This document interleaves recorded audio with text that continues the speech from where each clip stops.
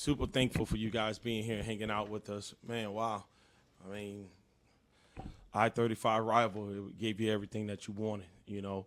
Proud of my guys, man. Proud of this community. This win was for them and this fan base. This is a serious thing right here. We don't take this lightly. All right. We understand that sometimes you have visitors and sometimes you have unwanted guests, and these were unwanted guests, and it's our absolute duty to treat them as such. It's a great team. I got the utmost respect for that coaching staff and that university and that athletic department. But this is a rival for a reason, and they feel the same way about us, and I am 100% good with that. All right, but I gotta show love to these guys. These young guys stepped up and they did the things that we asked them to do. You know, a lot of these guys fought through some level of adversity throughout the course of that game, but they did not let go of the rope. And hey, we've gotten a lot better in a week and in a couple of days. So I'm super excited for my team to get this first Division I win on a year. What was your message to them? Yeah, I think my message to them. What I wanted to hone home to them is that, hey, we brought culture to the floor, and it wasn't perfect, all right, but we didn't let go of the rope. Monday, we didn't even know whether or not we were playing soccer or baseball, all right, and we weren't playing either one. We were playing basketball, but we didn't show up to play that, so we were super, super lost in that regard. On Saturday, man, you know, obviously on Wednesday we played basketball. We were good. We were at home. We were feeling good about ourselves. On Saturday, you know, we played a half of basketball in a really, really dynamic half of basketball against a really, really good team that's picked in the top 5 in the American Conference on the road. And then, you know, we didn't play the type of second half that we needed. So I let them know that, hey, man, that's what the season is. It's about learning, it's about growing, it's about finding yourself. And you guys found a way how to get one day better and being put in similar situations all week, but different results. So you have a different mindset, different approach, and different execution. Mackay left the game halfway through the second half. Looked like he got a little banged up. Didn't return the entire game, but you know he was on the bench. Was it because of injury, or was it because Robert Fields was playing so well? Because he was playing great towards the end of the game. Yeah, I mean, you know, the beauty of having depth is the fact that if anybody goes out, you got somebody you can plug in. And in my position, the hardest job for me to do is to find a 5 that has the best continuity, that's doing the things that we asked them to do, and that's impacting the game. I thought Mackay had a really, really good first half. And one thing that happens throughout the flow of a game, like some people start to rise and some people start to decline for whatever the reason. And Robert was on the rise, and I had to go with the guy that was on the rise. Coach, despite the size advantage that UTSA had, y'all did out-rebound them. Just talk about how that able to happen. Yeah, we have Gert, and it was a mindset. Okay, it's they don't play in our league. Okay, you know, so we felt like, you know, we played a team in their league last week. In the American, and we out rebounded Tulane. We felt like we can come in here and bang with them as well. So obviously they're athletic, they're young. We know it's going to be hard to out jump them. So it was about position rebounding. It's about being physical and carving out space, and that's what DJ and Robert were able to do tonight, and Mackay. What was the point of emphasis when they switched to the 1-3-1 zone? What was the point of emphasis for the offense? Yeah, I think they did a really, really good job. Austin's a phenomenal coach, and I knew that it was going to be something that was going to try to change the tempo of the game. I didn't know what it was. They had a little bit more time to prepare, and it was about getting the ball to the middle and attacking the gaps. And I thought that we did a really, really good job of that. In the past, we've had some times where we suffered from paralysis by analysis, trying to figure some things out. But Dem Purnell did a really good job of moving it. Frank Emu did a really good job, and Kane Gums did a really, really good job. And then when DJ got in, we were able to hit the short corner and exploit the back side of that, which is going to be a guard underneath. So it just definitely worked out in our favor. Once he got himself on the other side of foul trouble, then we were able to execute. What is a win like this, especially against, you know, an arch rival? How does this kind of boost your confidence of the team moving forward, especially with a lot of these guys just trying to find that right? Yeah, it's huge. You know, it creates a little bit of buy-in. You know, you start having belief. You start seeing the things happen that coach has been preaching and teaching. You start understanding that, okay, maybe he is right. Maybe he does have something to say that maybe I should listen to. But it's huge. You know, playing at home, playing in front of a unbelievable crowd like that. I mean, did you see that crowd? That was great. You know, we hadn't played at home this early in the season a lot. You know, so it feels really, really good, and that's the way to start a home swing right there.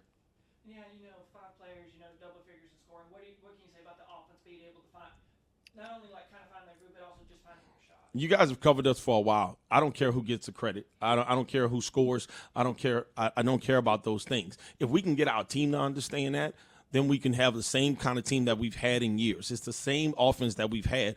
2 out of the last 5 years, we've led this league in free throw field goal percentage, 2-point field goal percentage, and 3-point field goal percentage because we take good shots. We move the ball. We pass up a good shot for a great shot.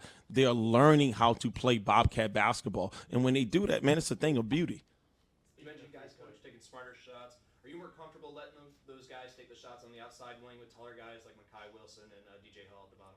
Yeah, I mean, we didn't shoot the ball very well today. Okay, we didn't. We pressed a little bit, but those are things that's going to happen in a rival game. Especially one of the worst things you can do is hit your first one. Because now you think you got it, and you're always praying the next one going to go in. I thought there were times where our guards kind of pressed a little bit, all right, and then the 1-3-1 is one of those zones that force you to make you believe that you got to shoot those threes. But DJ and Makai both have to be assertive and demand the ball a little bit. I thought DJ was better at that tonight than Makai, but Makai showed flashes of that. And if he can continue to do that, then he can establish himself. And then I can kind of be a little bit more of an advocate for us getting the ball inside to him. Yeah, Frank seems like one of your more confident shooters on the team, but he did go 1 of 6 tonight. Yeah. Did you feel like he was pressing a little bit? Absolutely, I did. How does someone like him just kind of find that balance between pressing and then like taking the smart shot? Yeah, I mean, it's his third Division I game of the year for fourth Division I game, third Division I game of the year for him. So it's going to happen. So now we got to watch film. We got to just look at his shot mechanics. And I thought he was leaning over forward on most of those shots. So that just tells you that he's kind of guiding the shot rather than shooting the shot. So his balance is off. He's on the front of his on the front of his toes. So it's just some little things that he's just got to look at and just kind of settle himself down. But he's a good player. He's gonna make more than he misses more often than not, especially when he's open like that. So we just got to get him to settle himself down, play within himself, and then take the best shot available. Think about the performance that Pernell had today. He's a good player, man. He is an absolute good player, man. He plays at his own speed. He understands the game, man. And I think that with him out there, when I feel very, very comfortable with the ball in his hands. I feel really, really comfortable with him playing without the ball. He makes us better. His ability to get to his spots and make sound decisions. And then, he's a good shooter. He gets with time and space, and he's a confident player. So he is a good player, man. We did ourselves a good thing when we got him. Yeah, how did you feel Caden and Dem kind of played tonight, especially in that 1 and 2 spot? Man, I think Caden guarded a guy that's been a high major player on multiple occasions, and he kept the guy scoreless. That's it's a Central Texas thing, and I thought he stepped up to the plate and he held his own right there. I thought he played extended minutes and never wavered with his energy, never wavered with his focus. Okay, wasn't perfect at all, but man, I tell you what, we couldn't have done what we did tonight without him. He did a really, really good job, whether or not man a zone, trying to figure out how to find guys and get guys open, and then he did a really good job taking his shots when they were there. Didn't make them all, but he shot the right shots. So I thought Caden played a phenomenal game. And then obviously your 2 freshmen, you said in the preseason, you expected them to play, contribute major minutes, and tonight, DJ double-double, Robert almost got to a double-double. What can you say about their performance tonight and being able to step up when their time was called on? Yeah, we don't sign freshmen. We don't plan to play. DJ Hall and Robert Fields are both built of the right stuff. And when we signed DJ Hall, Robert signed not long after. And what Robert committed, then we signed DJ Hall, and Robert called. He was like, "Man, who's this guy?" And so we assured him that they would play together. I said, and you guys, not only will you play together, you're going to live together. You'll be roommates, and I assured them that if you guys can connect and have the kind of bond that we think that you can have, all right, y'all will be phenomenal players, and you won't have to wait till your sophomore or your junior year to do that. And you can see that those guys have a connection. They look for each other. They play hard for one another, and they're good. They're good players. So they're going to have to grow up really, really fast for us if we're going to be any good.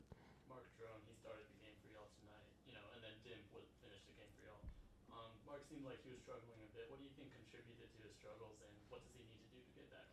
Yeah, I mean, Mark's a good player. I don't, you're going to have nights like that, and like I said, it's about who has it going at that particular time. And I thought that Demp had it going.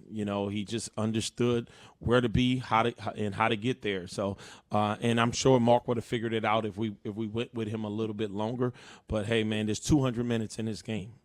And that's it, So we're gonna find the right guys at the right time, and I thought we did that tonight. We don't do that every night, but we did it tonight. The story of the Tulane game, coach, was the second half, and how Tulane was able to come back. UTSA was kind of making a run there in the second half. What did you do differently tonight that kept you guys in it and obviously got you guys the win? Yeah, we have a term. We didn't let go of the rope. All right, and it's going to happen. So, and then guys started policing themselves from within. They started holding themselves accountable. They started committing to getting a stop, and instead of trying to outscore guys. And I thought we did a really, really good job of responding. You got 2 weeks till Vegas. How does it feel, with the team having this nice little break for these next 2 weeks as you're still trying to figure out, where you guys are? We got a lot of games before Vegas, man. So we're gonna lock in. What I think that we can do is, man, we can start continuing to chip away at ourselves, find a way how to refine everything that we are about from a culture standpoint, from a conditioning standpoint, from a nutrition and dietary standpoint. And if we can do that, we can be in tip-top shape once we go into the MTE in Vegas, which has traditionally been one of those things that we really come together when we're away at MTE. So I understand what you're getting at when it comes down to MTEs. On this I-35 rubber, I know it's coach, but you always have to treat these games always the same. But when UTSA comes down, it's always a different energy. A lot of people came out tonight. What can you say about this little series? And how does this game kind of different than most of y'all's regular season games? I hope it lasts forever. I mean, you can feel the energy when you walk in. It's just not a game. This is something that's going to be around way after us, and it was around way before us. And I have to credit just the administration for understanding how important it is and making this game work, no matter what leagues that we're in. And it's how fitting that is Coach Mathis' scout. The person that knows this rival all too well. So I think it's special, man. They brought out the best of San Marcos tonight, and I'm glad our guys showed up.